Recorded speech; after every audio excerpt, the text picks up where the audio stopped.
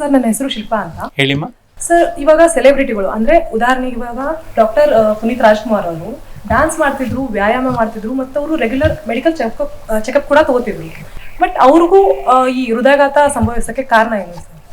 ಅಲ್ಲ, ಇವಾಗ ಏನಾಗುತ್ತೆ, ಈಗಾಗಲೇ ಹೇಳಿದೆ ನಾನು, people who have got the accessibility to the best of the medical treatment. ಅಲ್ಲಲ್ಲ, ಕೆಲವರಿಗೆ ದುರಾದೃಷ್ಟ ಇದ್ದಂಥವ್ರಿಗೆ, ವೆರಿ ಅನ್ಲಕ್ಕಿ ಪೀಪಲ್ಗೆ ಸಮಯನೇ ಸಿಗೋದಿಲ್ಲ. ಹೃದಯಾಘಾತ ಅದು ಬ್ಲಡ್ಡು ಸರ್ಕ್ಯುಲೇಷನ್ ಸ್ಟಾಪ್ ಆದ ಕೂಡಲೇ ಏನಾಗುತ್ತೆ, ಕೆಲವರಿಗೆ ಹೃದಯದ ಬಡಿತ ಸ್ಟಾಪೇ ಆಗಿಬಿಡುತ್ತೆ. ಸೊ ಆಗ ಟೈಮೇ ಸಿಗೋದಿಲ್ಲ ಅವರಿಗೆ. ಸೊ ಇನ್ನು ಒಂದು 80% ಇವ್ರಿಗೆ ಸಮಯ ಸಿಗುತ್ತೆ, ಆಸ್ಪತ್ರೆ ರೀಚ್ ಆಗ್ತಾರೆ. ಅದನ್ನು electrical failure of the heart ಅಂತ ಹೇಳ್ತೀವಿ, ಅಥವಾ ನಮ್ಮ ಮೆಡಿಕಲ್ ಟರ್ಮ್ ವೆಂಟ್ರಿಕ್ಯುಲರ್ ಫಿಬ್ರಿಲೇಷನ್ನು. ಸೊ ಹೃದಯ ಏನಾಗುತ್ತೆ ಅಂದರೆ ನಾರ್ಮಲಿ ಹೀಗೆ ಮಿಡಿಬೇಕು. ಸೊ ಕೆಲವ್ರಿಗೆ ಏನಾಗುತ್ತೆ, ಹಾರ್ಟ್ ಅಟ್ಯಾಕ್ ಆದಾಗ ಈಗೀಗ ಸುಮ್ಮನೆ ಶೇಕ್ ಆಗುತ್ತೆ ಅಷ್ಟೇ, ಪಂಪೇ ಆಗಲ್ಲ.